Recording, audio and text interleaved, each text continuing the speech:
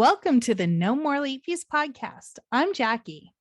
And I'm Danielle, and we're just two best friends and ex-Blockbuster employees rewatching some of the best and worst movies from the late 90s and early 2000s.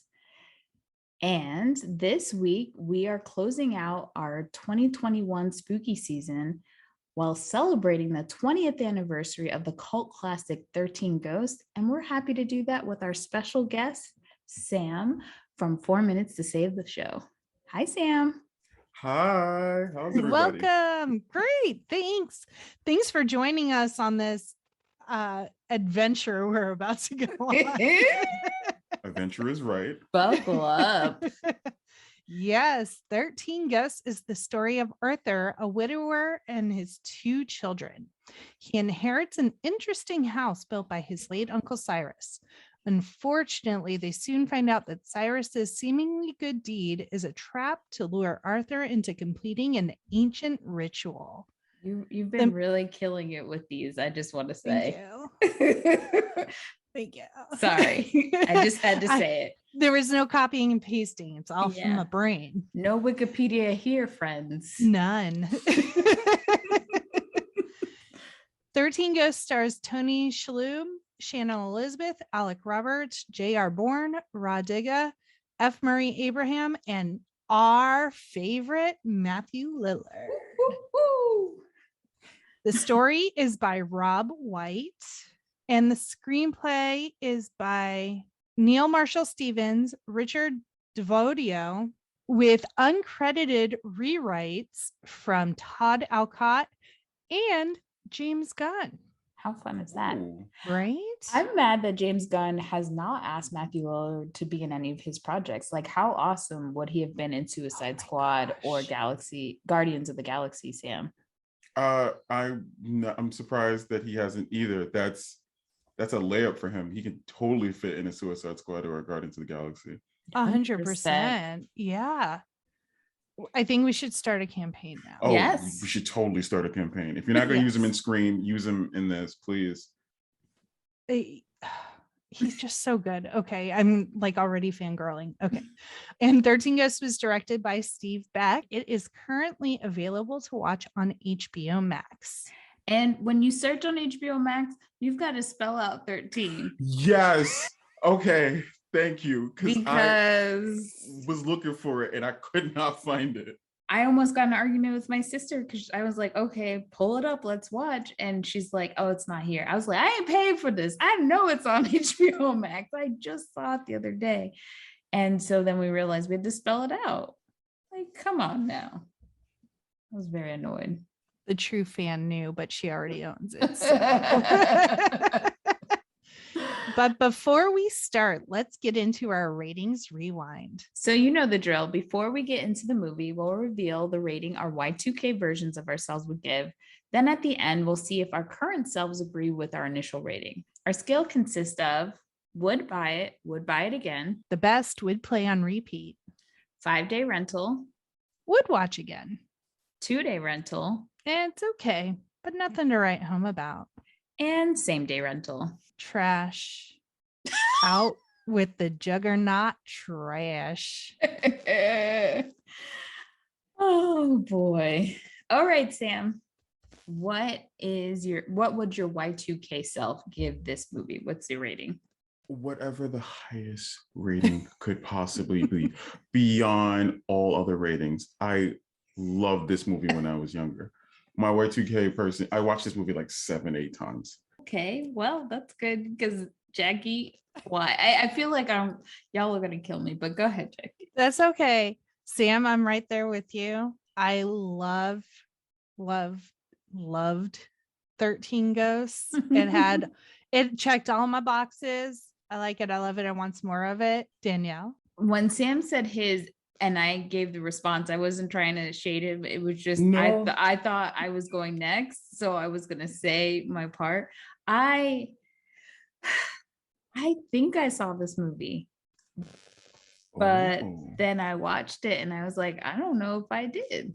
So I can't give a real rating because I don't know how my Y2K self thought of this movie. or thought of it at all. I have a funny story actually involving this movie when I was younger. Okay. This is how I bonded. One of my first real bonding moments with my little sister. So I was watching this movie. I thought to be cool, you had to watch movies a bunch of times so you can quote them. So I was on my like fifth rewatch of 13 Ghosts, and I loved this movie. And I had fallen asleep. And when I woke up, my 5-year-old sister had come into my room and sat down next to me and was sitting there, just eyes glued to the TV. And a 5, and she's just watching. And I was just like, do you know this is a horror movie? She was like, yeah. I was just like, and you've been watching it this entire time? She was like, yeah. And I was like, so what happened? She's like, oh, this and this and this. And I was like, oh, you like this? It was like, yeah. And we sat there and watched the last 30 minutes together. And I was just like, oh, you like horror movies. That's cool. I hope you don't have nightmares after this. And people wonder why the United States has the most serial killers in the whole freaking world. Danielle, you do not have room to talk. I already As a young know. child, I was indoctrinated into the horror. That's why I completely rebel against it. My sister, I look on the back of her head all the time to see if 666 is there because she lives, breathes everything in this movie. She leaned into it. And I don't mind saying this because I don't even think that bitch listens to our podcast anymore. I don't think so either, unless she's on it. Yeah. Thanks, producer Serena. You're fired. If you hear this episode, you can get reinstated. But until you do, we're just going to keep talking shade about you every episode. That's it. That's our new segment. It's going to be called Serena Shade. I like it. I'll make a title for it. Wow, wow, wow, wow, wow. So this movie, so if we start at the beginning, not even this movie, but like why this movie was even created. So there was a bunch of producers, directors, people, I don't know. They came together and they decided to make a studio called Dark Castle to remake William Castle films. So I think the first one they did was the remake of House on Haunted Hill. And this movie, 13 Ghosts, was the second attempt. And it was also the last. It did not, the venture did not continue apparently, which kind of sucks. It didn't lose money. Okay, so I'm glad you brought that up. So the budget for this film was $42 million. And I could see the budget. You know, some of the other movies we've been watching and we see the budget, we're like, I don't know where the budget went. But this movie was beautiful, I think. Yes. And the special effects, I think they hold up still. Even though it was made in 2001. So 20 years. It's the 20th anniversary, Danielle. The math is not math, but yes, 20 years still holds up. They made $68 million worldwide. So the margins, very low. At least they came out. I mean, yes, you and I could say that, but the studio's like, bitch, where's my money? Like, where's my money? No, seriously, where's my money? Insert Stewie beating the shit out of Brian. Bitch, where's my money?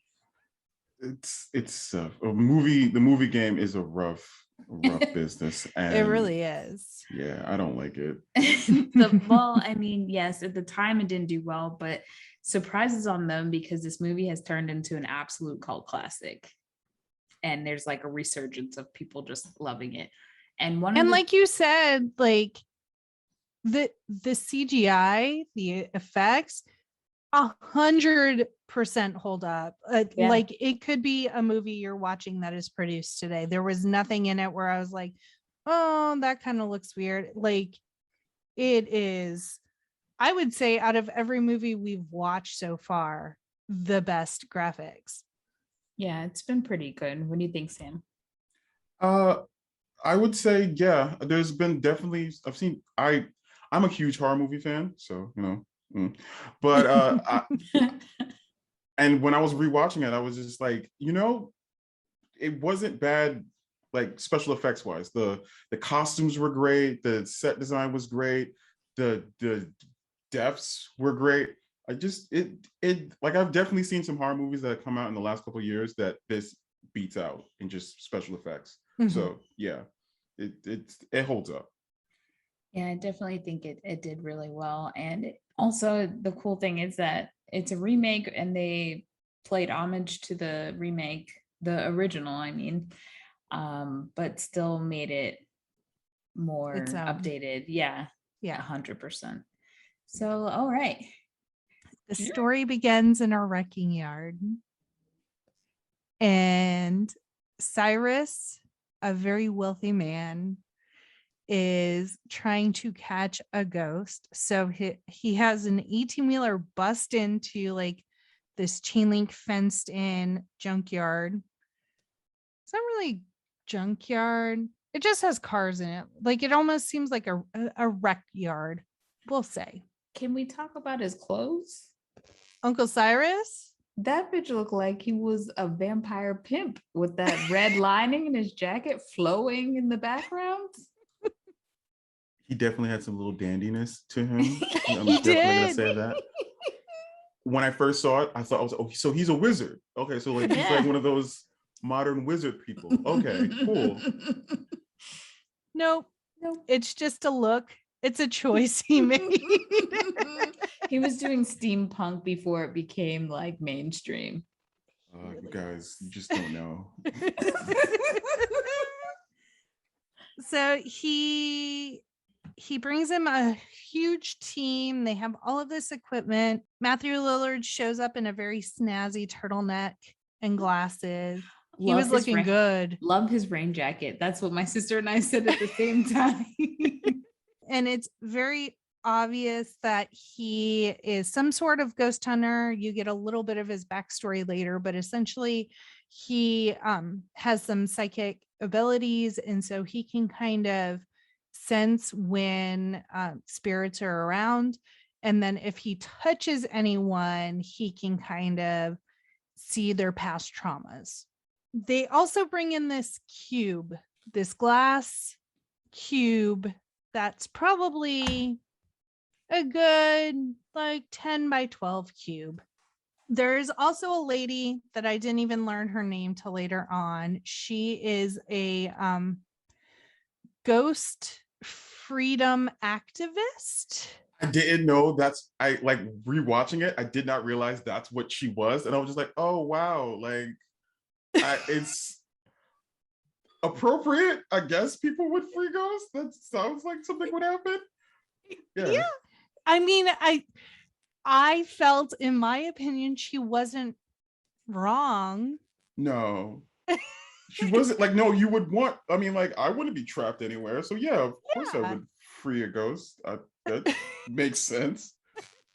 Just PETA, but for ghosts. Correct. Yeah, sure. So she's trying to tell them, like, you can't trap ghosts. It's unethical. And Cyrus is having none of it. And then they say release the bait. And it was literally like a gasoline truck filled with blood that they just spray everywhere. I loved it. I was just like, oh, I totally forgot about this part. Also, that is so cool. They're just spraying blood everywhere, like. It was a really nice touch, but at the same time, I was like, where'd they get all that blood? Like, they went to, Cyrus is rich. He just went to the American Red Cross and just like, we need 50 gallons of blood, and I'm just like, to save lives. It's like, yeah. Yes, because save one undead person. Which is so topical right now because people keep talking about how unethical it is that people are donating blood to these organizations and they are selling it to big hospitals and whatnot. So that they can give it to me and then charge me $2,000 an ounce. Yes. Thank you. Red. Just so happy. And for people like Cyrus to spread it around, try to catch ghosts. Yeah. Why were the ghosts attracted to the blood? I don't know. I mean, they're not vampires. Are they? We don't know. They I should. don't think the Juggernaut was. He just liked to kill people. I just feel like I feel like the bait could have just been a person standing there. whatever their thing was, and that would attract them, I guess. But like Cyrus is dressed like a vampire pimp. He's spreading blood everywhere. I was confused in the beginning, this being my first time watching this movie. He has a mansion on the hills. He's very eccentric. He seems very old. And I've only seen him in the dark. I've never seen him hit the sun. Okay, side story. Continue, Jackie. Sorry. Cyrus hands Matthew Lillard special glasses, and then all of a sudden he can see the Juggernaut as he is wreaking havoc in this wrecking yard, and he is tossing people to the side, shoving them backwards into trunks. The amount of spine breaking in this movie. I love it.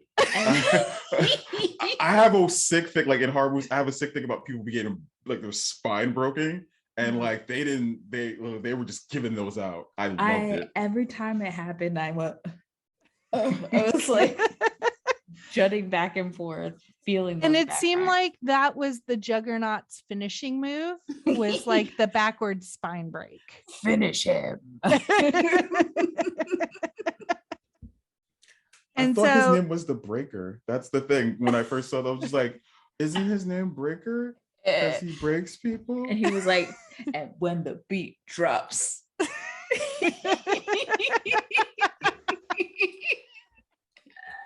I love that. So they essentially, go ahead. I was like, that's our new ghost, is the Breaker.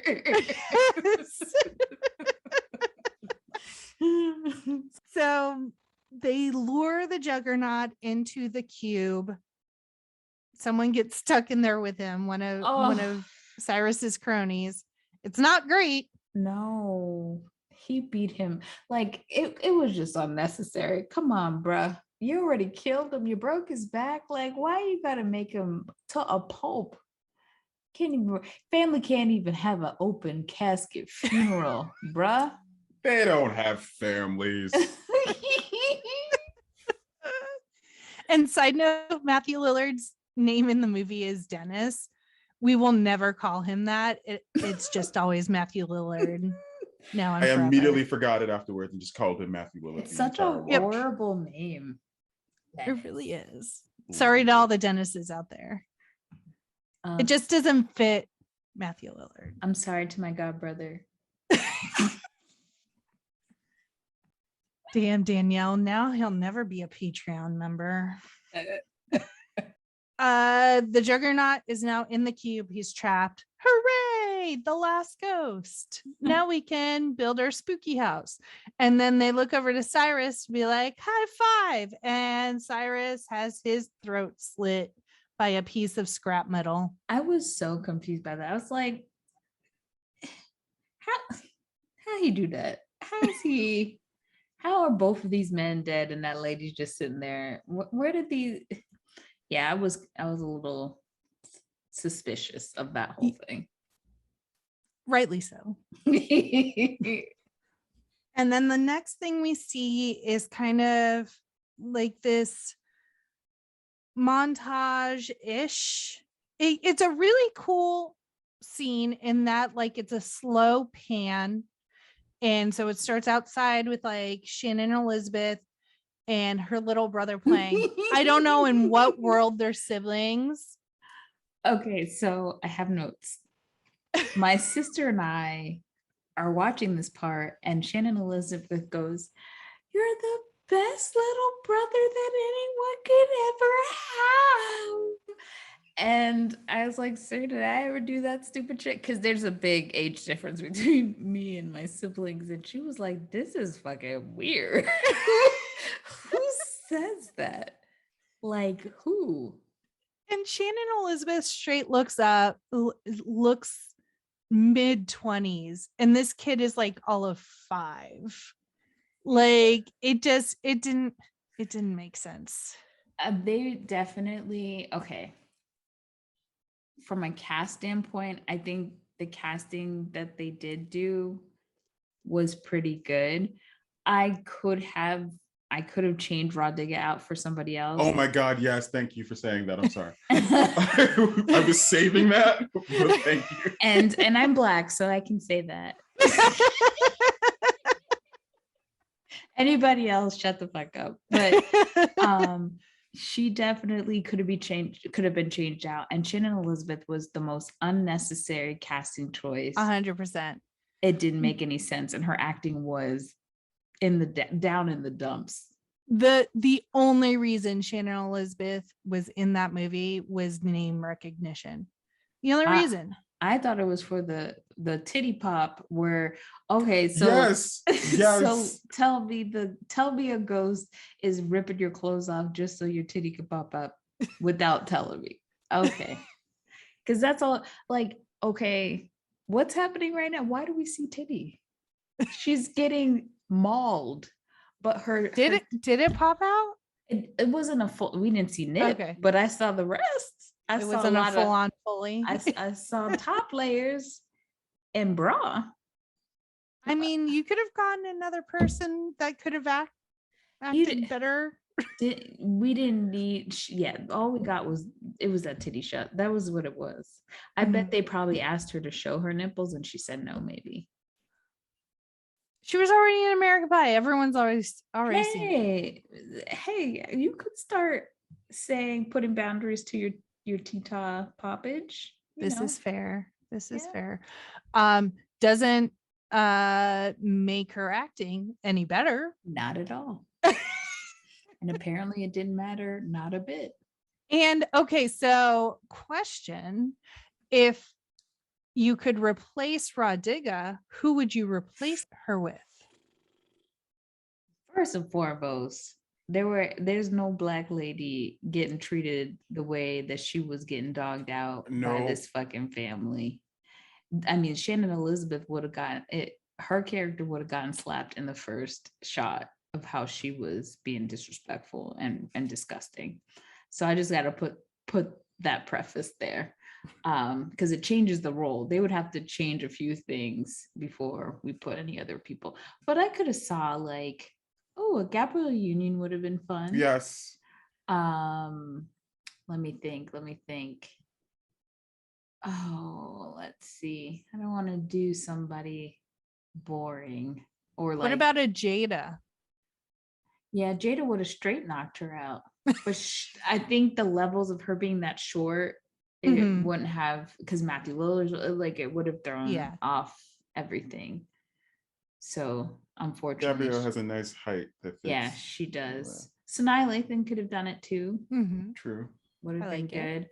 The girl that was in the Blade movie, who played the doctor. Get out of my head. Get out of my head.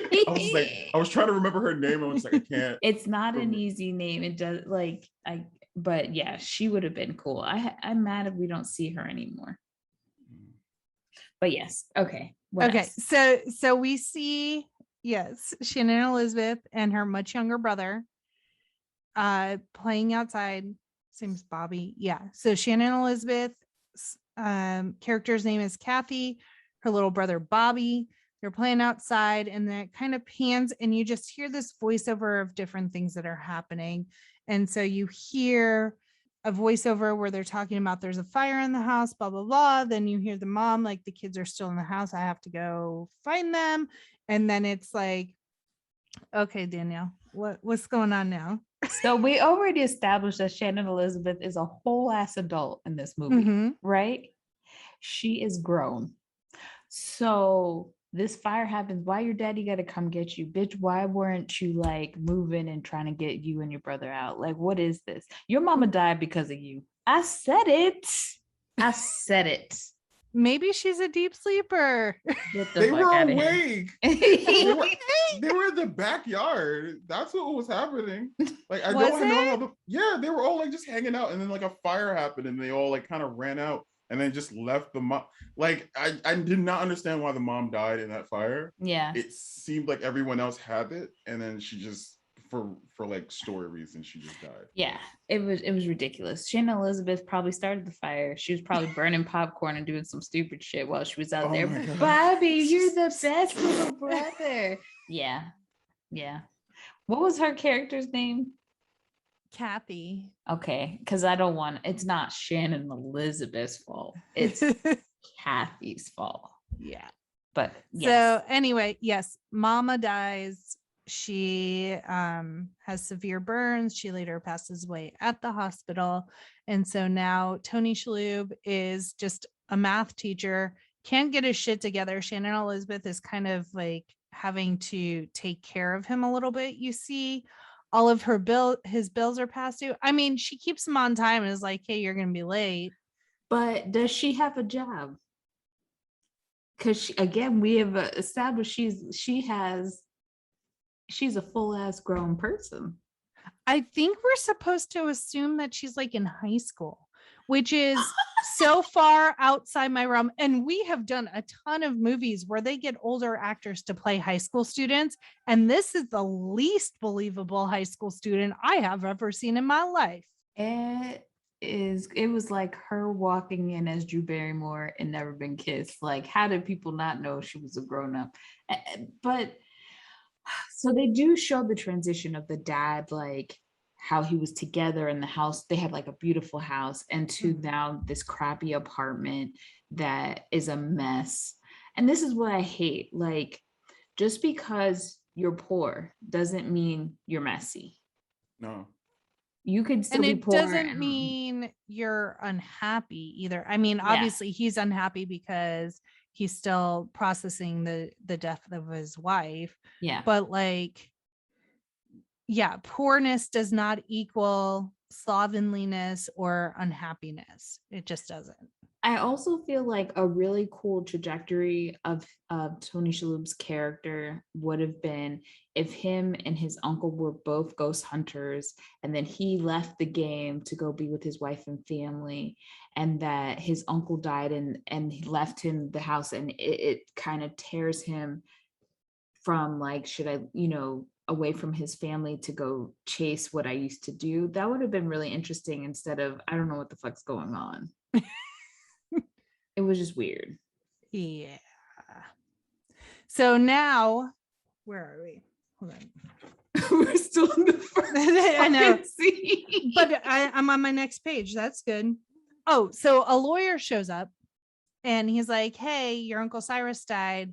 He said to play this video of in light of his untimely death. Sus. 100% sus. And so it's like, again, the weird "are you a vampire" thing where he's like in his study with all of his antiquities behind him. Like, I guess you're wondering why I have a video. Well, guess what? You have inherited all of my shit, including Creepy House. Yeah. You're welcome. So why? Okay, if I inherit a house and I've got kids, we're packing up. Like, I would say, okay, you guys, I'll be back. I'm going to go with this weird businessman. I'm probably going to get a realtor to come with me. We're going to go check out the house really quick and see what this shit's worth. And then I'm going to work on getting it sold. I'm not packing my bags and we're moving on up to the glass house on the east side. It don't make no sense. Also, to add on to the whole vampire thing, what was up with the background of that video? Because it was just like, if you're just doing a normal here's my last will and testament video, here you go, it'd just be fun, it'd just be a recording. There was like moving stuff, like gears and like colors and stuff in the background, and the video kept kind of like changing. I was just like, what do you need the extra like movie maker design on that for? Like, yeah, I don't know. He was YouTube before YouTube. I don't know. Yeah, somebody had some editing skills on that one. So now they are driving up to Willow Grove, which is very secluded. And then I wrote the ghost rights advocate. We switched to cut to a scene where the ghost rights advocate is gathering supplies. So we see her gathering shit, and it's all like books and dynamite and all of this shit. And then we cut back to the family. So we're like, oh, she knows shit. And so she's going to go help them because she knows like this. I knew that bitch couldn't be trusted from day one. Day one. Ghost rights, Danielle. Well, that was the other thing. Right? We got all these live human people getting all sorts of having all these issues and getting killed. And you out here advocating for ghosts? Bitch, go sit down. Sit down. I didn't think anything was up. I was just like, oh, she's just basically PETA for ghosts. So then it would make sense. She would just rush in there, just like probably chain herself. Yeah, let me free them all, or like chain myself to the house. Like, ghosts are people. They're afterlife people. So we see Matthew Lillard is at the front door. Again, sus, because how did he know they'd be rolling up on that day at that time? There's lots of questions. I would have been like, I don't care. I don't care if you're with the power company. You come back when I call your supervisor. Give me that card. I'm too damn suspicious. First of all, I'm not going to that house in the dead of night with this man that I don't know. I'm checking his credentials as well. He's also the Allison's dad from Teen Wolf. My sister and I shouted when we saw him. Yeah, Matthew Lillard is like, hey, the lights are out, blah, blah, blah. I need to check your breaker. I need to get inside the house, essentially. And they're like, oh, okay. And so, like you do. So Tony Shalhoub takes the really weird fucking key and puts it in the slot. The whole door eats the key, and then shit just starts moving all over the house. Like there is gears. Oh, we did not describe the house. It is entirely glass panels. Some have like Latin etchings on them. It is giant.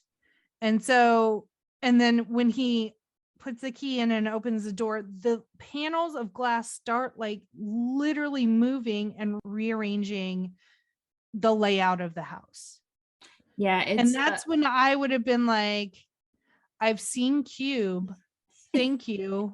I'm good. Yeah, the crew called it a puzzle house. Mm-hmm. And they had to, the design of the house was inspired by the New York Science Museum. And it was constructed indoors on the Bridge Studios lot in Vancouver. And the house involved more than 3 miles of etched glass, all of which had to be made by hand.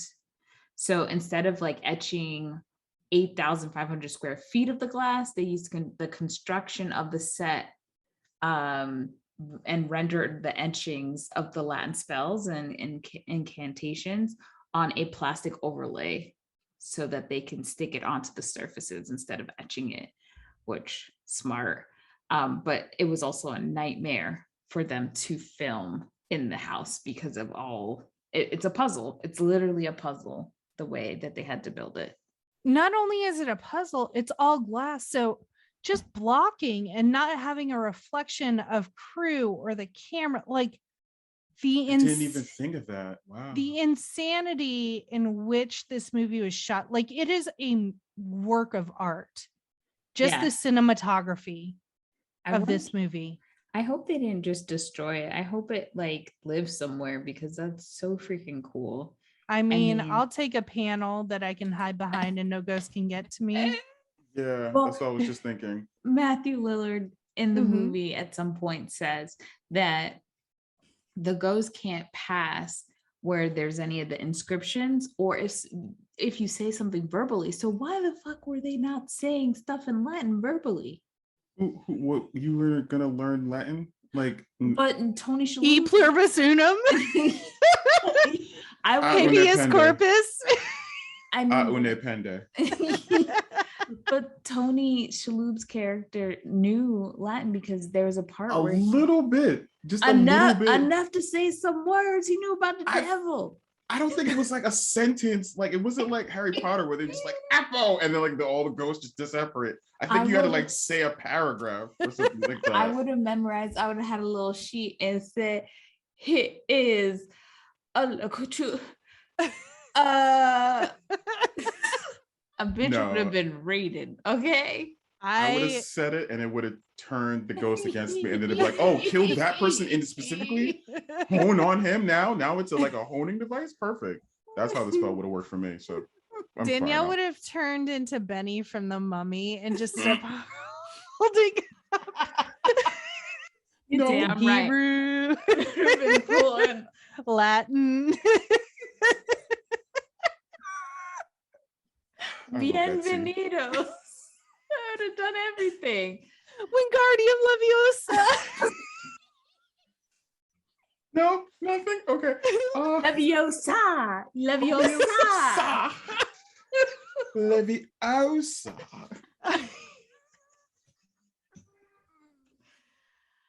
Oh gosh. Okay. After they're in the house starts manipulating itself and a pendulum starts swinging somewhere in the bowels of the house. And so you're like, oh, shit just got real. Yep. And the door disappears. Yes. And now they don't even have a front door. They're trapped in this glass house. And no one is panicking.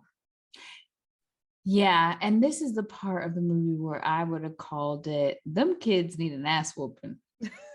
100%. Because little Bobby was out of his damn mind. And also, this is again where I don't believe Rah Diggah to be believable, but then I'm like, maybe it was a white person writing the script for this, because anybody who has a Black parent or has had a Black babysitter knows there ain't no way you just out here running these streets.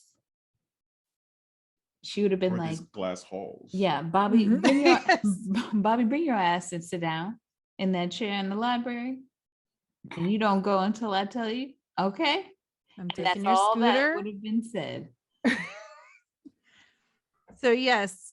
And she also makes a point to say Miss Maggie does not do windows. Yep.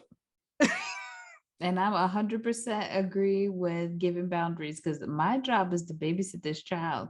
I'm doing a horrible job at it, but I'm also telling you I'm not doing this other shit. Also, how is he affording a babysitter on a math teacher's salary? I'm saying that's government assistance right there for you. It would have had to have been. Yeah. Like he can't pay his bills, yet you have a babysitter? Like, y'all don't like a living. If he's the best brother of all time, wouldn't you want to babysit your brother and take some financial burden off to your father? Yes, thank you. Bitch, do you have a job or are you babysitting your brother? What's happening here? Because it looked like you ain't doing nothing but looking at yourself in the mirror. She's cooking too. And she said like she doesn't like Maggie's cooking. So why are we having Maggie? Why is Maggie here? 100%. So Matthew Lillard goes sneaking off because he's on a mission. We don't know what his mission is yet. And I would have been like, oh, bro, the lights came on. Your services are no longer needed. Yes, my power's not out. See ya. See ya. My electric door is working. What are you doing here? I thought you said the power grid was out. Sus. No. And then the lawyer was sus because he was out there creeping. Mm-hmm. And then when you walk in, it doesn't even look like a house. It looks like a museum. The kid is like ready to pull out a freaking samurai sword and knives and shit. Fun fact. Ooh. Duncan MacLeod's dragon katana from Highlander appears as one of the swords in Cyrus's collection. That's some real nerd shit. That's cool. So yes, everyone kind of first rule of horror movies, don't split up. Everyone fucking splits up. Idiots. They don't learn. And so Matthew Lillard goes down to the basement and he's looking for money. Yeah, because that's where my money is in the basement. But the joke's on him because he starts getting overwhelmed, I guess, or inundated with ghost spirits. And he realizes that the entire basement is filled with all the ghosts he helped catch. Correct. All locked up in magical cubes with the etchings in the house. And every time, like, it really speaks to Matthew Lillard's acting ability, because what he does non-verbally when he is supposed to be getting like that information psychically, the way he like contorts his body, like I felt his pain for him. Yeah. The way he's getting those flashes and feeling their pain. So bravo, Matthew Lillard. Matthew Lillard was a great actor for this role. He was the whole thing perfectly. Yep. Unlike, are we upstairs or wherever the hell the room that Shannon Elizabeth has now found the bathroom? Are we there yet? So she finds the bathroom. What is her character's name again? Damn it. I gotta look it up. We're not quite there. I think the only thing we're missing to get up there, Matthew Lillard has his special glasses now, and so he can see the ghosts. The kids wander off like they're not supposed to, and then Dennis comes and tries to warn Arthur. Yeah, like, you need to GTFO, you need to get your kids and you need to get out. And he grabs Arthur and sees Arthur's trauma. Yes. And so he's like, well, I need to help this dude because he's already been through way more trauma than anyone should. And now he also feels guilt, which we'll get to later. He feels guilt a little bit. Yeah. So I think. Yes. And now I wrote Shannon Elizabeth is living her best life because she's jumping on the bed. This is wonderful. A bathroom all to myself. First of all, bitch, you look like you had a pretty stable life and money before. So why you acting brand new like you ain't never had money before? This is some real, like, I've been poor my whole life mentality situation. Like, do you jump on beds that you don't know who the person's sleeping habits? What if Uncle Cyrus was one of those people who slept butt naked on his bed every time, and she just jumps onto that bed like, oh, this is great. How did Uncle Cyrus die? Did he die from a rare skin disease? We don't know, but you're just I'm changing the sheets immediately. And also, I just imagine my mom whooping my ass, jumping on no damn bed. Grown as you are, jumping on the damn bed. And can we talk about who sniffs perfume like that? That bitch was smelling scents for like 20 minutes. 20 minutes. The whole thing from H to T was over sexualized. How they were able to portray the over sexualization of Shannon Elizabeth in a bathroom scene where she's the only one there. I'll fucking never know, but it happened. And then when she is finally joined by someone, that bitch full on naked. Yes, she looks creepy, but I've never seen so much areola for so long. Oh, like for so long. So how did that person die? Because like it looked like she committed suicide because there's like "I'm sorry" written on blood on the floor, but like she has all these like stab like slashes. Did she slash herself? Then write in blood "I'm sorry," then die in the tub, or like what? And that wasn't her tub because Uncle Cyrus built the house after. So she just claiming that tub is hers? Are those her personal artifacts Uncle Cyrus brought in to like make it homey for her? I don't know. I had some questions. But this scene behind me, I couldn't. My sister and I were dying laughing. Shannon Elizabeth is literally just staring at herself in the mirror for a good half hour. I don't even know what she's doing. I don't know what the direction was given by the director as to, but the fakeness, it was, if I can recreate.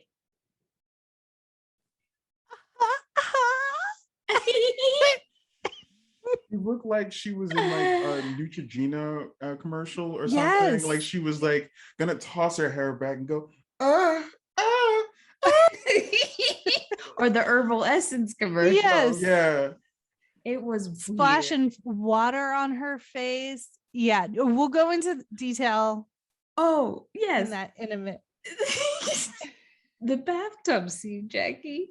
I know, we'll get there because that ghost hasn't even been unleashed yet. Okay, sorry. Maggie finds glasses, so she has a pair of the ghosty glasses too, which in the movie the characters need special glasses to see the ghosts, and in the original 13 Ghosts from 1960, viewers needed special glasses to see the ghosts. So this was a detail from the original that was kept. That was so cool because it gave, like, during the movie, it gave prompts where it would tell the audience to put on the glasses. So if you were real ride or die, you were putting the glasses on, you got to see the ghost. Scary. If you were a little chicken bitch like me, you wouldn't put the glasses on and be like, deuces, I hope y'all are having fun. And it was an element that they did want to add to this movie in particular, but they didn't get to for the audience, not just the people wearing the glasses in the scenes in the movie, but they didn't get to do that.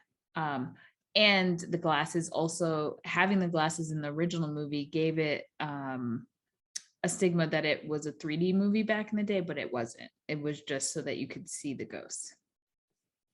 That's super cool. Yeah. I love that. Well, the lawyer goes to the gear pendulum room and he hits a button. He knows how to get in, and he picks up his briefcase full of cash. Joke's on fucking him. It's on like a piano pedal that raises after he picks up the briefcase and set shit in motion because fuck you, lawyer. Agreed. And so it's like you see these symbols and there's like a lever for each symbol. And so you see the first symbol and the lever goes up and a door in the basement opens. And that's when the angry princess is the first one unleashed, I believe. Yeah, what he sets in motion is that I don't know if it's every hour, I don't know what the time frame is, but one by one, the ghosts are going to be released in the house. Mm-hmm. And then along with that, the walls move every time. I think it's Matthew Lillard that notices that when you put the glasses on, there's invisible writing in some of the panels of the house as well. And so, yes. Oh, okay. And so then the lawyer, I really love this scene. So the lawyer is down in the basement-ish area, sees the angry princess, the first ghost to be released, and she's walking towards him. Like you said, she is completely nude. We are to believe that she committed suicide, but she has slashes all over her body, and she's just walking towards him with a butcher knife. He's backing up, and a wall moves and slices the fucker in half, and it is amazing. It is so unexpected and it is so well done. I applaud them for that piece of cinematography. And I believe what is it, Sam? What were you gonna say? I always like it in the horror movie when they slice the person where like the first half of them slides down and the second half doesn't, and it just hangs out a little bit and then it also slides down. Yes. Great. The way that I just want to describe to the listeners who may not be watching this on YouTube, how excited Sam got. It was almost like, if you remember that movie Superstar with Molly Shannon, where she's like, sometimes when I get really nervous, I put my hands under my armpits and I That's how excited Sam looked just now. But he did not smell his own. No, he evidence. didn't. He didn't. But that's just the level of excitement. So, and according to the director's commentary, the creators were surprised they managed to get away with filming Benjamin Moss's death the way that they did without using any discretion shots. They thought for sure that they were going to have to do cutaways or something, and they didn't get flagged for it. So That was good on that was a them. big deal. Apparently. That wasn't scary to me. Like, I don't. No, it's just gore factor, which I love gore. I Tasteful adore gore. gore. Yes. Tasteful gore. So now the angry princess is gonna run havoc. She's free to run havoc in the house. I do want to mention that she is fully naked, but there seems to, it looks like there's some sort of plastic kind of Saran wrap. It's really weird because, like, again, we saw lots of areola, but it seemed to be pressed upon something, you know, like a clear coating. Can't quite figure out what it was. I needed to get a little closer investigation to figure out what was going on with them titties. It was dead titties. She's like, she's a dead. That's a corpse. That's what a corpse. I guess corpses' titties look like. That's what I was. That's what I would assume. I don't know. I don't want to have dead titties. Was her rigor mortis citizen? I guess. I don't know. Damn. I'm sorry. Was it her babes. silicone like leaking out? Yeah, it's creating gross. that gel. Yeah, I don't know. Those were definitely fake ones. Yeah. Yeah. But And now this is when Bobby just decides he's going off on his own. He takes his little Razor scooter and his little weird microphone recorder thing, and he's jetting all over the place. He has the glasses. So all I see him doing is like I think Bobby is reminiscent of the kid from The Shining with his little bicycle thing that he's riding around. That's what it gives me vibes of. Yeah. And now, Danielle, we get to talk about the bathtub scene. Thank you. So, you know, as we said before, Shannon Elizabeth straight looking in the mirror.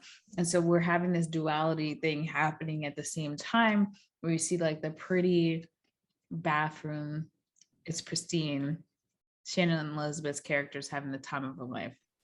While when it splits, you see that now the angry princess is there and blood is every fucking where. It is creepy. And then Shannon Elizabeth, which is already weird, that she straight keeps looking in the mirror forever. She was smelling the perfumes for like 40 minutes without sneezing. Weird. And then she goes to the bathtub. She's not going to take a bath. She's not cleaning the bathtub, but she turns on the water and she goes full on Noxzema commercial, you know, and every one of them where they take any face wash commercial where they take the water and it's slow motion. You know, sometimes I try to do that at my own sink and it doesn't work out the way it looks like on TV. Then you just have to clean up a mess. Yes, it's bad. And so she's doing this with this goddamn bathwater. It makes no sense. Like she's a deprived child in the middle of nowhere, third world country who's never had water, splashing it all over her fucking face. And then the angry princess is sitting in the bathtub and the water is blood and she's looking at this bitch like we're looking at her in the audience. Like, why are you doing this? And the water looks bloody. And the angry princess also seems to be mad, like, bitch, you're just ruining my day. Like, this is weird and I'm going to kill you now. That was the vibes I was getting. And I was very annoyed myself. That whole scene was unnecessary and weird. Yes. And so like the angry princess goes to like stab Shannon Elizabeth and Arthur pops in and is like, there you are, bitch. I thought I lost you. He's like, what the hell are you doing? It's the bathroom. Get the fuck out of here. Where's your brother? And to Bobby standing at the top of the stairs leading down to the basement. And you can hear his mom. I I've never been able to figure out, is she talking through the microphone stereo thing, or he can just hear her and she's literally saying, Bobby, don't come down here. I think she's talking through that stereo thing because it ends up getting recorded. I don't know, but it's a fight because she's telling him to keep your ass upstairs. And there's another ghost telling him to come downstairs, which I don't understand, because if you could hear your dead mother, if you could just hear her, why the hell would you not listen to her? I'd be so ecstatic that I could hear her. Bobby has a form of like voice like blindness, because he immediately assumes these voices that are clearly not his family are his family calling him to mess with him downstairs in the basement. And I'm just like, you don't know what your sister sounds like? You don't know what Maggie sounds like? You don't know what your dad sounds like? These people sound like them, and they're telling you to come downstairs. And you don't know what your mom sounds like, and she's telling you to stay up there. And you're just like, yeah, no, I'm just going to go down there and investigate. One of the best things that they did in this movie was that they took Bobby and Shannon Elizabeth's character and they moved them away. I don't care where they went for all that time, but it was the best thing to keep me going with the movie, because had them two kids, I'm using quotation marks here because Shannon Elizabeth's age is still suspect. If those two kids had stayed in that fucking movie, I would have thrown something at my grandma's TV, because they were annoying as fuck. 2 more mistakes and they're done. Yeah, but Rah Diggah's character, she was in trouble too, because you were supposed to. That's your one job. That's your one job. Is to watch that fucking kid. But she's, Shannon Elizabeth is actually 1 year younger than Rah Diggah. So again, y'all weren't fooling nobody. Even though black don't crack, still that didn't make no sense.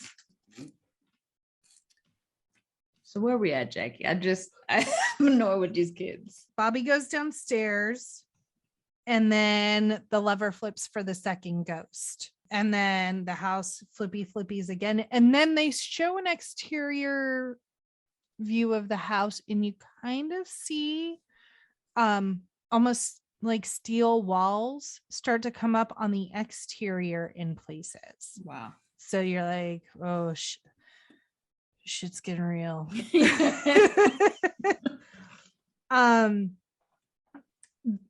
This is when they realize there's no more front door. So Dennis and Arthur are trying to break the front door, or break the glass for the front door, and they're like, well, no, I don't even. Was Dennis trying to help break the door? Because I think Dennis at some point was like, this is like shatterproof or whatever glass. He did say, I'm going to wait right here. Like, y'all do what you're going to do. I'm going to wait here. And he does not wait there. But anyway, and this is where Maggie comes in. And she goes, oh, did the lawyer split? Yeah. I was like, that. I see what you did there. Yes. That's funny. Just also, small aside, Matthew Lillard, who is your costume designer? Who, like, your person who puts your outfit together? Because awesome. When he took the jumpsuit off and he had like the red shirt with I was just like, okay, is that what your normal cash clothes are? Because I like it. Swagalicious. I don't know if it was Matthew Lillard or whoever did that is the same person who came up with the pimp suit in the beginning for Uncle what's his face. Matthew Lillard was going for modern vampire light. The red was very strong, but it suited him. It did. Because if I'm wearing a jumpsuit, even as a costume, underneath it's going to be like sweatpants and a t-shirt. Basically. As comfy as possible, not a 3-piece suit. No. Well, you know what? I think I don't think it was his clothes. I think he went into Cyrus's closet and took those clothes. I don't think he had a change of I clothes. don't think he like took No. the time to go to Cyrus's closet and changed in. No, he makes took more the s- jumpsuit off. I remember seeing that. I remember him taking the jumpsuit off and taking it off, and I was just like, look at him with the nightlife outfit. I like it. And my brother turns to me and is like, you would. And I was just like, what? It's just like Jamaican. I was like, okay, well, you know. Your brother's shading you? Not Oh, nice. no, that is what that's 60% That's what of a he does. relationship.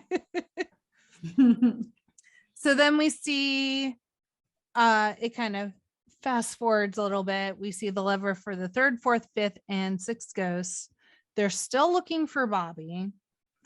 That's when Matthew Lillard goes into his tirade about how the walls are ectoban, shatter, and soundproof. I just feel like this looking for Bobby situation though wasn't 100% top of mind all the time. No, sometimes I got distracted. And I'm just like, I gave it a side eye for sure.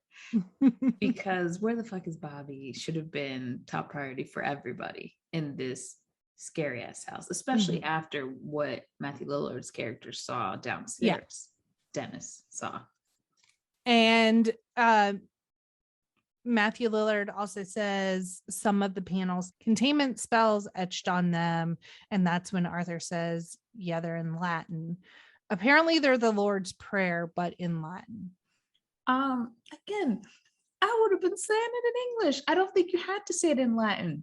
They were speaking English. That's what I don't know believe. what the rules of like the Oculus are, so I don't know. The other thing that we need to remember is that Tony Shalhoub's character was not on board with the ghosting at first and was giving it like they were all giving Dennis a hard time.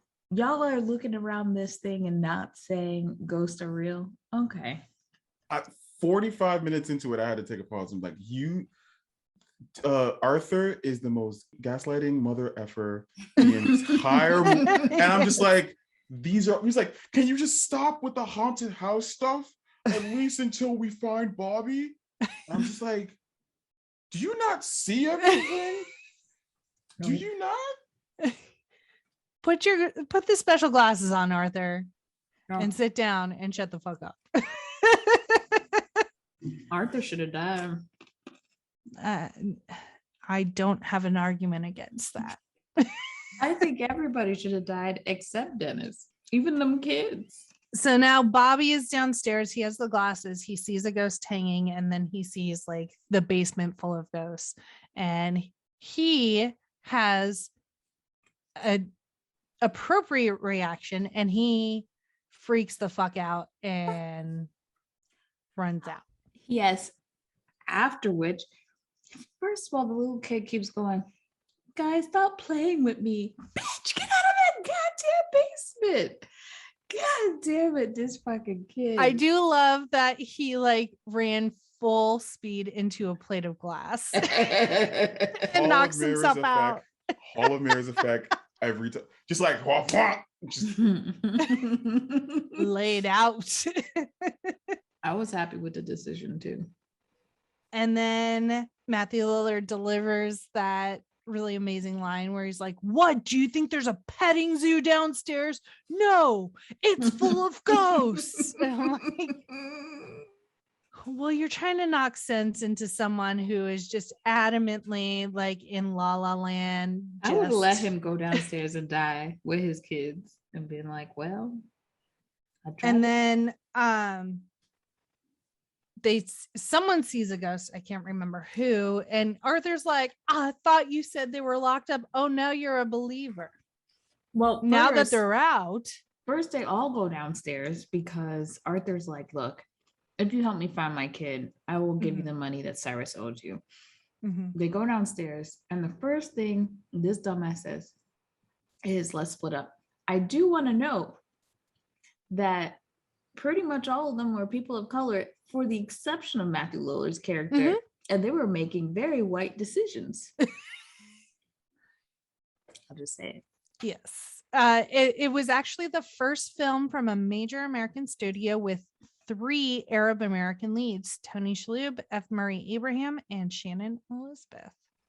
And this is why I'll say it. I've said it before and I'll say it again. It's great to have inclusion on the front end, but if you're not having inclusion on the back end, things are matching up. Yeah. If you're writing from a white perspective, this is what's going to happen. Yeah. So Bobby wakes up after his TKO and he hears his mom saying, "Put on the glasses, Bobby." So he puts on the glasses. He sees his mom as the 4th ghost. She's in her hospital gown with an IV, which IV in Roman numerals is 4. Ha. What? That's fire, literally.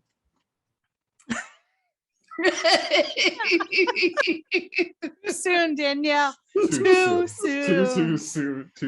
Oh, that was too much. I was just trying to ride the wave. Okay, my bad.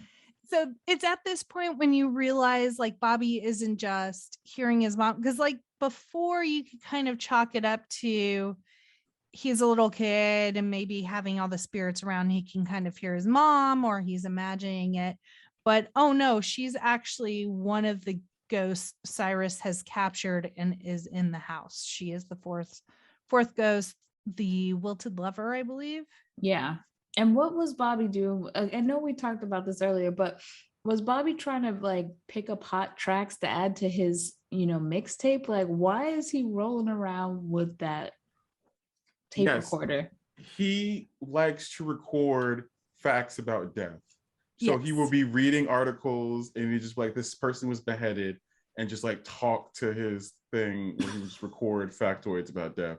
Because Bobby was a weird fucking kid. For some reason, there's this running theme in horror movies where no one gets therapy, and they just let this boy just walk around with all of that trauma, and he just acting it out in like weird freaking ways. Yes. But see, the thing is, I would have thought Bobby was cooler if he was full emo, but he was just annoying. Yeah. He did have the emo aesthetic though, because like he had like the little goth. He did, but he didn't really embrace the emo. He didn't full commit. No, he was emo Sesame Street size. You know what I'm saying? Yes, emo Sesame Street. He had the trauma, but he didn't have the swag of emo. Sorry, Bobby, not sorry. I have Uncle Cyrus loses glasses again. So is it Bobby that sees Uncle Cyrus? Yes, I think so. He sees it like after he sees his mom, he sees Uncle Cyrus, and then something happens, and then Bobby's gone. Yeah, Bobby's gone. Yeah. Thank you. Thank you. But when he sees Uncle Cyrus, he doesn't have his glasses on. So plot twist. Uncle Cyrus ain't dead. And he leaves his glasses and his mixtape radio set on the floor. Yes. And then these fools split up. And the dad and Shannon Elizabeth find it. And things start to take a twisty turn because the ghosts are out and they're ready for some cutting. Yes. And so what Matthew Lillard says about the ghosts is they stayed in their tortured realm. So violence is all that they know, which is why they just want to attack people and kill them. He flips off the hammer and has a flash where he sees his own death. Dennis does. And so he's like, oh, fuck. And Kathy and Arthur find Bobby's glasses in the microphone, and Arthur plays a little bit of it. They hear Bobby screaming on the video, and then the fucking jackal shows up. And the jackal's supposed to be like one of the scariest ghosts, like the worst one. Yes, they describe him as the Charlie Manson of ghosts. And then he goes on to say, screw the kid, we need to get out of the basement. I was right there with him. Mm-hmm. Arthur is still full on. There's no such thing as this ghost. Meanwhile, the jackal has his daughter up against a wall, levitating in the air, getting slashed to shit. And he was like, oh, maybe I was wrong. Yeah. Titty out and everything. Your daughter's getting messed up, and you still sitting out here. I ain't afraid of no ghost, like an idiot. Finally puts the glasses on, sees the ghost. He's like, my God. And I'm just like, really? Really? Took you this long to hop on board? Glad you joined us, Arthur. And that's when PETA for Ghosts shows up with a flare, scares, because I guess fire scares ghosts. I don't understand if I from my supernatural oh yes, please training, do tell. It's salt, fire, and silver, I believe, are the things that usually will scare a supernatural. So I'm assuming, yes, fire does fuck with them. Thanks, Jensen and Jared. Who sees the kid with the bow and arrow? There's a part where Dennis and Maggie are like just trading glasses. Mm-hmm. And I think Dennis sees it. Like Dennis is wearing the glasses, sees it, and just like, oh shit, stop. Everyone just like, oh yes, back up slowly. They're still trying to get away from the jackal. They run to a place and the wall closes and blocks the jackal off. And Thank so God. the jackal's contained for now. The naked ghost. Maggie, go this way. Oh, that was the one that Dennis saw, was the angry princess. And Matthew Lillard's like, Maggie, we've got to go another way. Maggie pissed me off because she was doing dumb shit. And again, she just kept on asking stupid questions and she wasn't with it. She was real slow to the pickup. And it was really like, don't annoying. even ask questions. You just move and follow. you just going, you bobbing and weaving, you're surviving. Mm-hmm. So they have a chance to talk to PETA for Ghosts, and she says she is in the spirit reclamation business to free trapped souls. Jesus. This is when Arthur finally puts his glasses on to see the jackal. And PETA for Ghosts, her name is Kalina. I finally looked it up. She wants to set them all free. And she says she slipped in while the house was shifting. That's when I knew that bitch was a lie. With that dissolvable key, and you just got in. Yeah, right. So this is when Kalina explains that it's a basilisk device built by the devil and powered by the dead. And then Kathy's gone. And Arthur and... Oh, sorry. Real quick. Kathy was literally, like, she had just been wounded by the jackal. She was on her side next to Arthur and them. They're having a conversation. They turn around. Kathy's gone. How do you lose someone in a glass house? Right? You're a bad father. Here's a better question. Who the fuck is Kathy? Are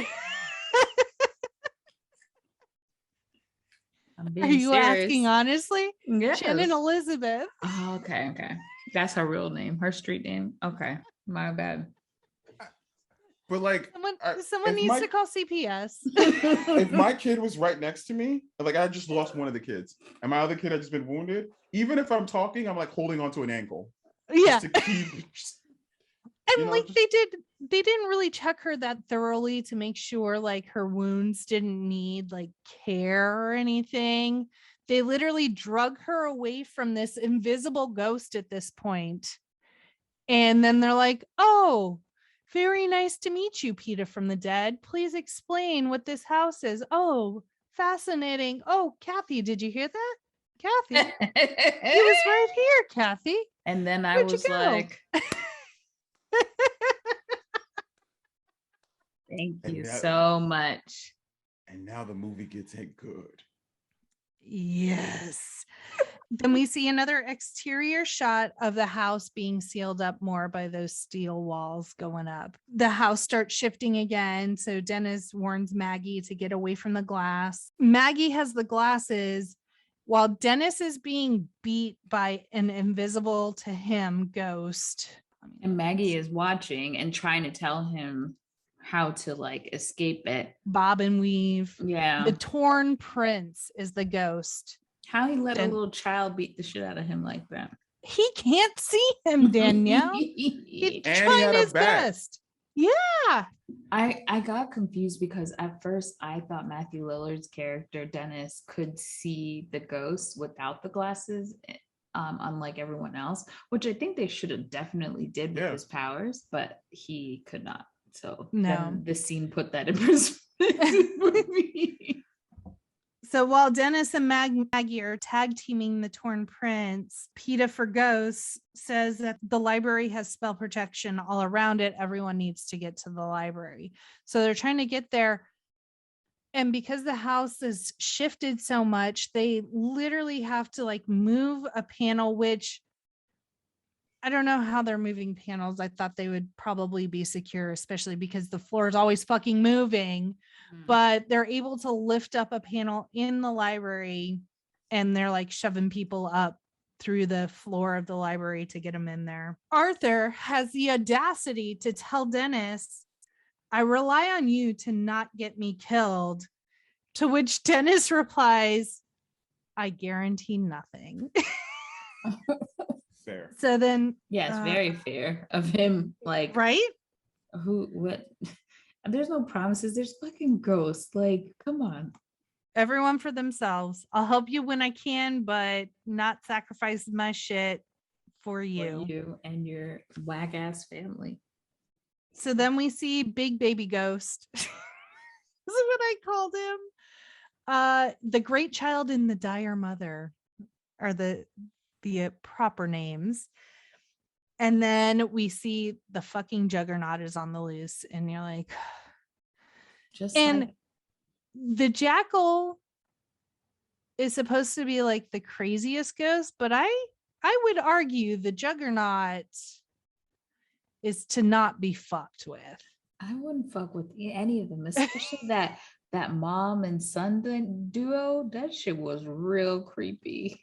I think I would just handed them a Twinkie and been like, we cool now? And I did like that when the Hammer saw Rah Diggah for the first time, he was chill. He was like, my sister, I ain't gonna hurt you. But this white boy over here, he about to catch these hands and these nails and this hammer.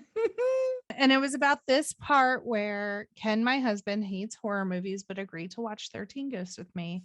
And I kept checking on him. And finally he goes, this is a terrible movie. The dialogue's terrible.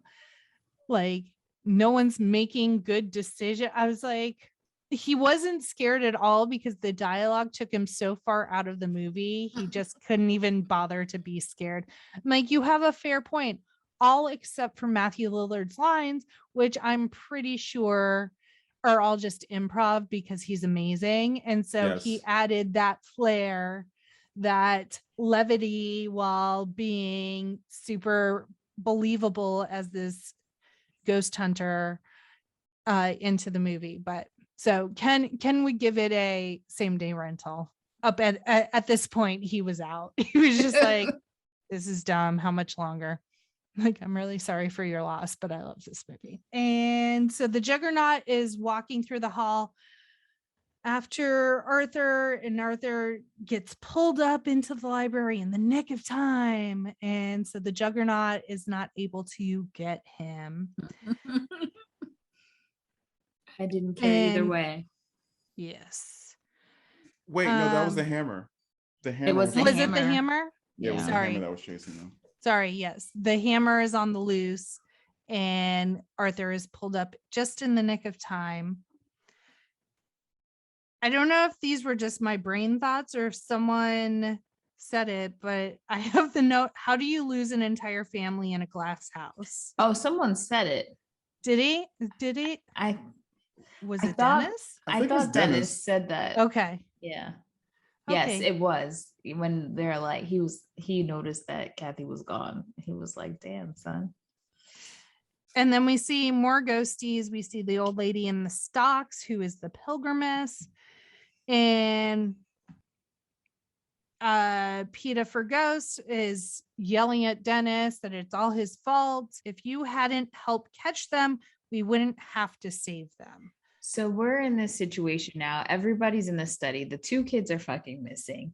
And now the two ghosties are having, ghost hunters are having a huge ethical fight.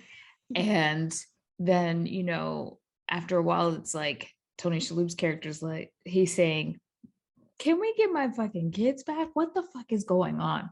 So PETA for Ghosts is saying, hey, she starts to give the history of the ghosts that have been collected. She does throw some shots at Dennis that this is 100% his fault because he was unethically working to capture these ghosts with Cyrus without any question as to what the hell was happening. So she has this magical book that she busts open that has all the answers of all the ghosts that Cyrus had to collect in order to be able to set everything into motion. And as she's going through this, it is revealed that one of the ghosts, the fourth ghost, Arthur's wife that died in the fire, and he is very upset by this, that his own family did this, and then realizes that Dennis was behind this and knew that this was his wife that he captured. And so that causes some more friction. And Arthur asked Dennis, why her?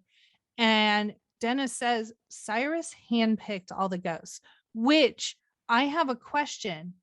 Did Cyrus purposely set fire to the house? I thought that the whole time. Same. And how would he know if he did set the fire? How would he know that the wife would die and not the rest of them?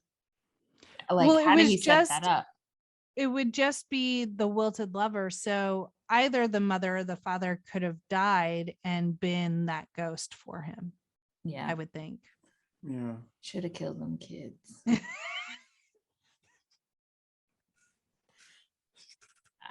I'm sorry. They were so annoying. Always like the old groundskeeper in Scooby-Doo who would have gotten away with it if it wasn't for them pesky kids. At least the Scooby-Doo gang was smart, not these two idiots. Kalina does say this house is not a house, it's a machine. And then she does go through firstborn son, the torso, the bound woman, the withered lover, the torn prince, the angry princess, the pilgrimess, the great child, the dire mother, the hammer, the jackal, and the juggernaut are all the ghosts. And that's 12 ghosts. And then Dennis jumps in and says, wait, he said something, you know, there's supposed to be a 13th ghost, like a fail-safe ghost. And this is where PETA for the ghost steps in and says that pretty much Arthur is going to have to sacrifice himself in order to save the kids. And that doesn't sit right with Dennis. He's a little confused by that and doesn't believe it. And he does pull Arthur to the side saying, regardless of everything, I really want to help you save your kids. But I think there could be another way. Like, this doesn't seem or feel right. So what she says is the broken heart is the 13th ghost, and it will stop the opening to the portal because love is the most powerful energy.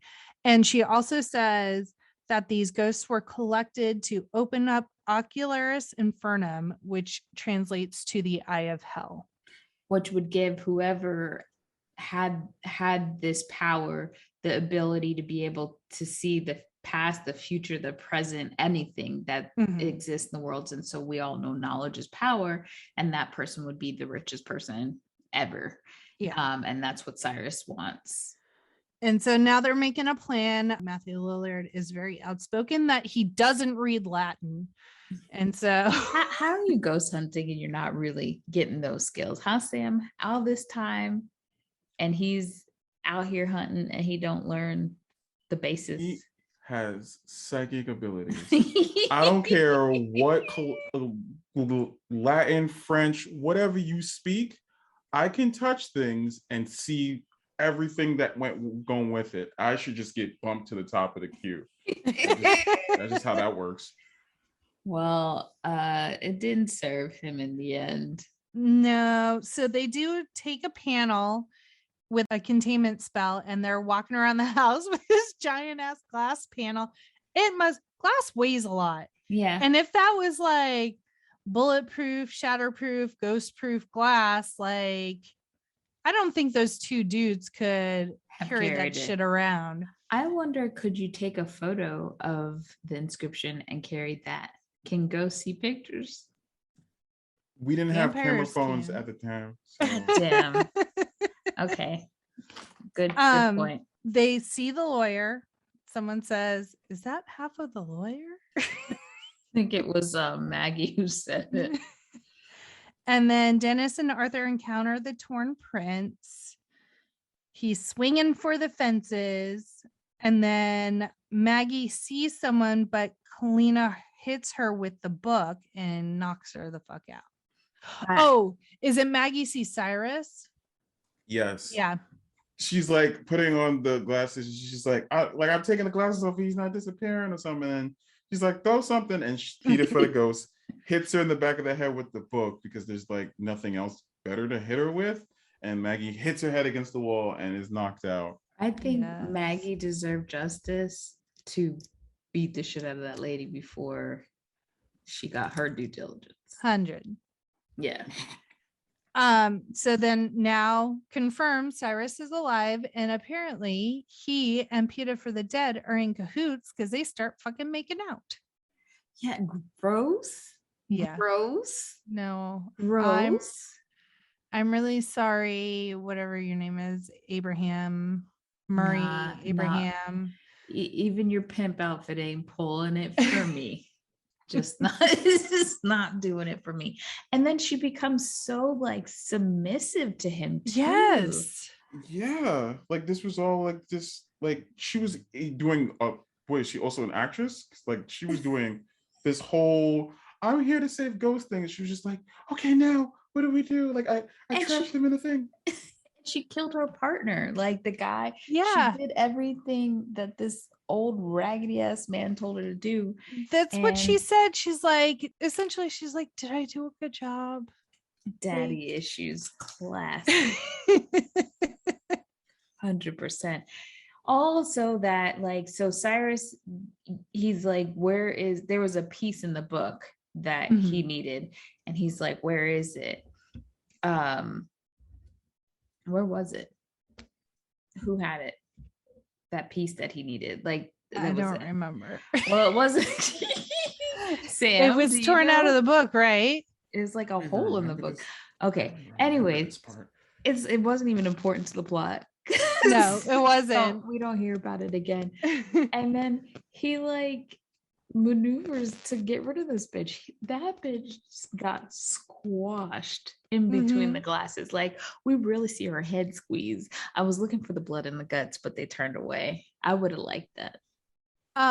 Sacrifices must be made, and just walks by. She's like, and she apparently her death, where she's crushed between two glass panels, which was originally much gorier, with shots of her eyes popping out and brains squirting out. Yummy. It was cut down at the end as director Steve Beck feared such a gory death would earn the film an NC-17 rating. So we almost wouldn't have mattered. It might have helped the movie to make money because people would have been like, "Ooh, how bad is it? Is it super gory? Yeah. I'll go." But so now Dennis sees the hammer, and he knows what needs to be done. Dennis is a hero. I mean, he did what he had to do in life just to get by with his freaky powers.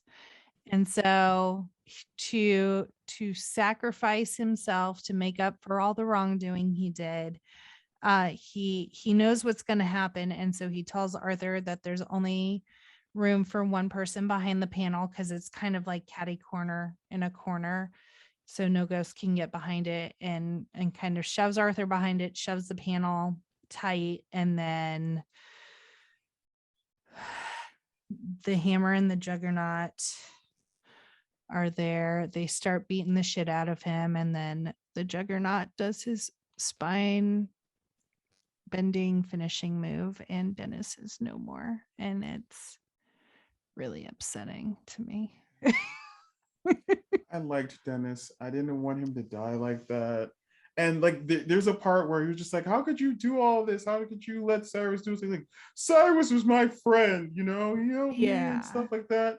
And I'm just like, yeah, because Dennis was just a weird guy for like the longest time. And he felt understood by this crazy person who was rich and gave him money, but apparently didn't, because and valued his like weird freaky powers. But also knocked pills out of his hand. You know?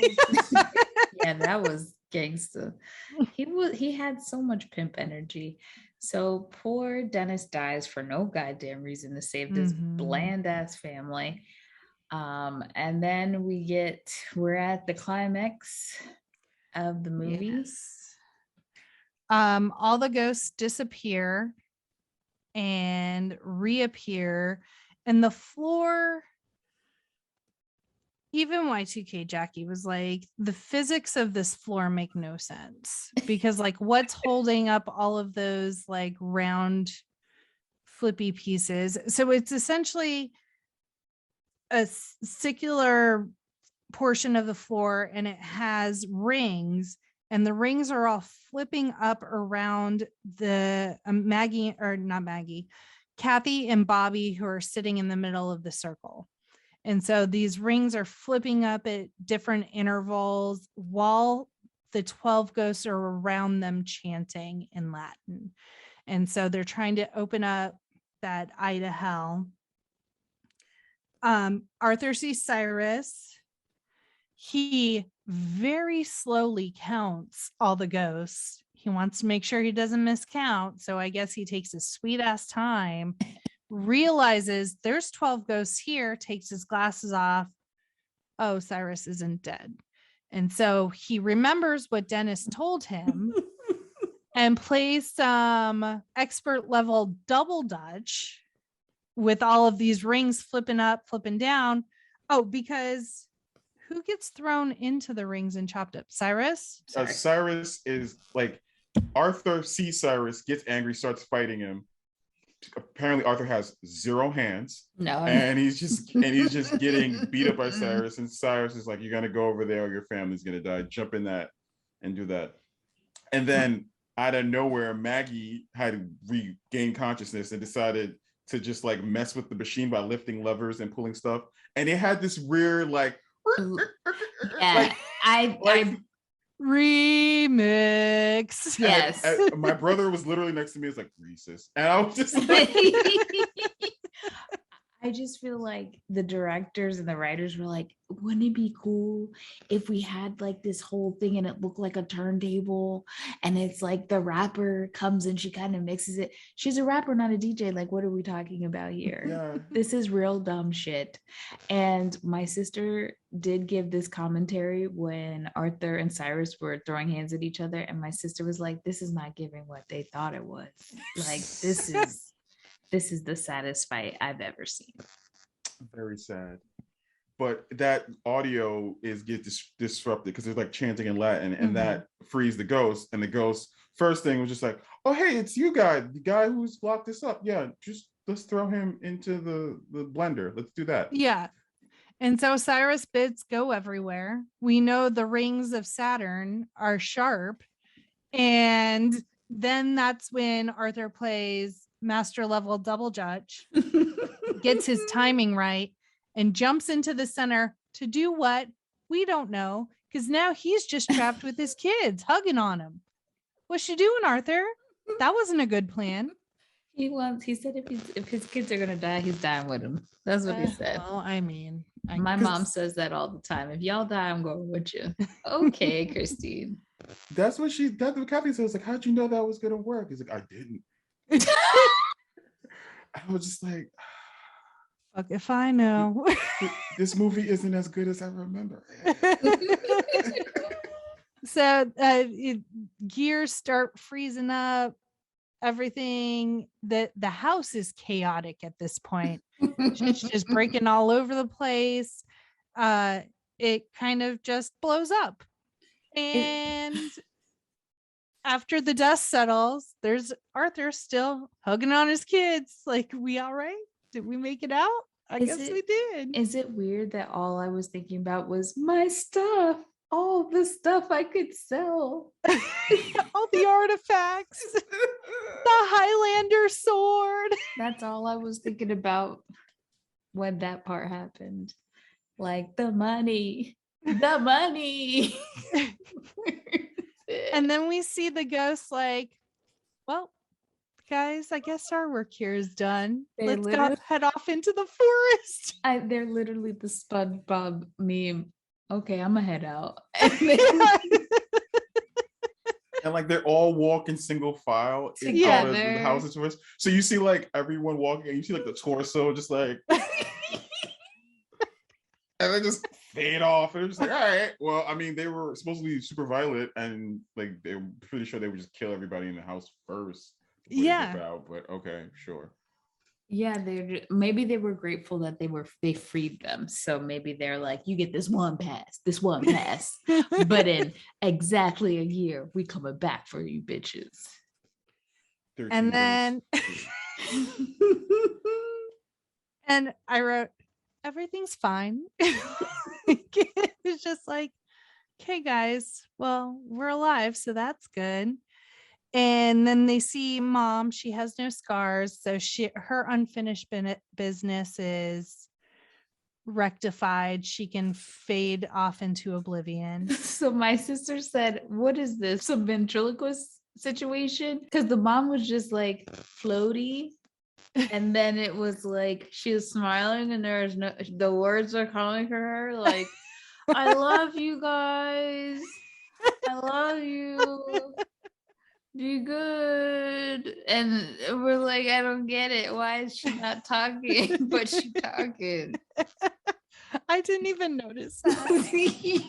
She's just beaming, smiling, and then the voices like permeate in their head, and I'm just like, she could have just talked that part. Yeah, super unnecessarily weird. And then last line of the movie, Maggie, what did she say, Danielle? Girl, I don't know. She's like, I'm tired of these. I'm going back to Newark. I'm tired of these white people, these ghosts, these things. I'm out of here. I quit. And that's how the movie ends. And Rah Diggah quit in real life because she never did a movie again. She probably watched her performance and said, ooh, baby girl, this is not my gift. Nope. It's not my gift. And question, because I didn't research, the song that plays during the credits, is that Rah Diggah singing? Girl, I hit as soon as I saw the credit. As soon as I saw the credits, I hit back home button. Done. Yeah, that's all I saw. It was a wrap for me. That is 13 Ghosts. It's the end. It's over. So one of the shooting days for this film for reshoots unfortunately happened to be on September 11th, when word of the terrorist attacks on the World Trade Center reached the cast and crew of the set. They all shared a moment of silence together before resuming production. Director Steve Beck was very uncomfortable the entire day. I'm surprised they didn't just stop production for the day. They had a very tight budget. I mean, it's like, I know we talked about the budget earlier. They had a tight budget and they had a huge crew, and they really, I think, were up against time. But yeah, I agree. They should have just paused 100%. So Roger Ebert, Lil Raj, as Roll Call likes to call him. Shout out Roll Call. Praised the production value, saying the production is first rate. The physical look of the picture is splendid. However, he did criticize the story, lack of interest in characters, loud soundtrack, and poor editing. I didn't find the editing to be poor at all. Side note, I found really nothing wrong with the editing and cinematography in general. That's Jackie's note, not Lil Raj's. And in 2005, he included it on his list of most hated films. Damn, that's Damn. Yeah, that's some bass in his voice. Jesus. So, excluding the opening scene, this film is all the events that we went through is supposed to take place over the course of one day. Which One night, like I think One they have a night. couple hours. Yeah. Like a couple hours, really. that's a lot to endure. It is. When the family is driving to see Cyrus's house, a scene shows Kalina gathering materials seemingly to prepare for a fight to stop the culmination of Cyrus's work.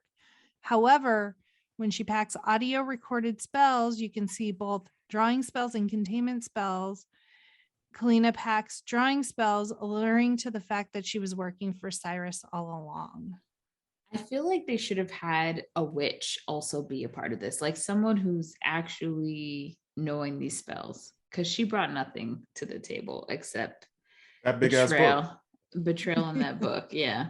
It is. So Sam, tell us what your rating is now as a full-grown adult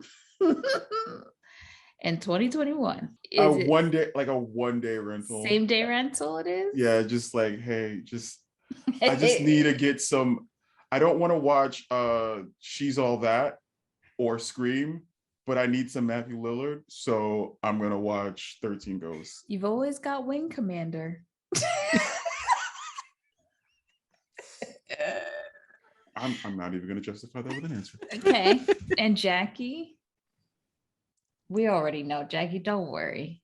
No judgment. Go ahead, say would buy it again. Would buy it again. I love the shit out of this movie. I don't care that it doesn't make sense. I love it.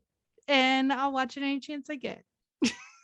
So, hot take for me, since brand new eyes, I saw so much potential in this movie. So much potential. It's hard for me because it could have just, it was so much potential. If they got rid of the kids, Rah Diggah got recast, they had maybe a little bit of better writing because some of the plot holes, but the look of it, the idea of it was just, it's so full of wealth. So it makes me sad. And Matthew Lillard. So I can't give it a 5-day rental because I'm not watching it again. I would say maybe 2-day rental. I don't think it's absolute trash, but I am not writing back to mom at summer camp about it, you know? The movie was trash. Sam, why don't you tell everybody again, if they didn't hear it in the trailer, how they can listen to your podcast, 4 Minutes to Save the Show? You can find the podcast on any platform you listen to podcasts, Apple, Google, whatever you use, smoke signals, whatever you use to listen to your podcast. And you can find me on Twitter at 4mins. You can find me on Instagram at 4minutes2. And you can find me on TikTok at 4mins, but I don't have anything just yet. It's coming though. And as always, you can find us on Instagram, Facebook, TikTok, Twitter, and YouTube at No More Late Fees. And if you want to, let us know what you thought of this episode or any past episodes, you can also direct message us, tweet us, or give us a call and be featured on the show. Jackie? Yes, our quick drop number is 909-601 NMLF 909-601-6653. If you're international, you can leave us a message on our Anchor account. And we welcome feedback, suggested future movies, what you liked, what you disliked, corrections. If you have Blockbuster or video store stories, favorite moments from past podcasts, like this call that we received from our pod pal, Stephanie, commenting on a couple of our spooky season movies. So here is Stephanie. Hey, Jackie and Danielle, it's Stephanie. Just finished the Joyride and the Halloween H2O podcast, and it's really cool because sometimes I'll listen to them before I watch the movie, or sometimes I'm like, I'm not gonna rewatch this movie. Ain't nobody got time for that. But then I'm like, I hear you guys talking about it, laughing, describing things, and I'm like, okay, now I have to watch it. And when you guys were talking about Paul Walker's plane ticket and like how much was it, and did he pay, like what was the difference he had to pay for the car? When I watched it, there's a scene where he looks at the plane ticket, and I paused it, and it says on the ticket that it was like $748. And I'm like, oh, so he just had to pay like $400 difference or whatever. But, you know, hearing things like that you guys mentioned in the podcast makes me want to go watch it and like kind of see if I can find those like hidden gems and then share them with you guys. But I am just enjoying all of them and cracking up along with y'all. I mean, I've never seen Halloween H2O. I have to be honest, when it came out, I was like, Halloween H2O? So it's like this one in the water? Like, oh, I'm so over these movies. So when it came out when I was younger, I was like, oh, it's about Michael and like maybe they're on a boat or something. So I never really like took the time to look into it, but I guess they called it H2O to be like Halloween 20 years later, whatever. But my little young underdeveloped mind was like, Halloween water, like what is happening? But enjoying the podcast. Y'all are cracking me up. Keep it coming. So proud of you guys. Here to support y'all. Can't wait for more. And if you would like to be featured on a future episode, hit us up at the Quick Drop. Stephanie, hilarious. That's all I've got to say. Hilarious. I think I died laughing a million times over. It was wonderful when I told Danielle about you calling in. And if you really want to support this podcast, the best thing besides listening is to tell a friend or write a review on Apple for us. Please consider leaving a 5-star review for us on Apple. It will help us be seen by other potential new listeners. We greatly appreciate it.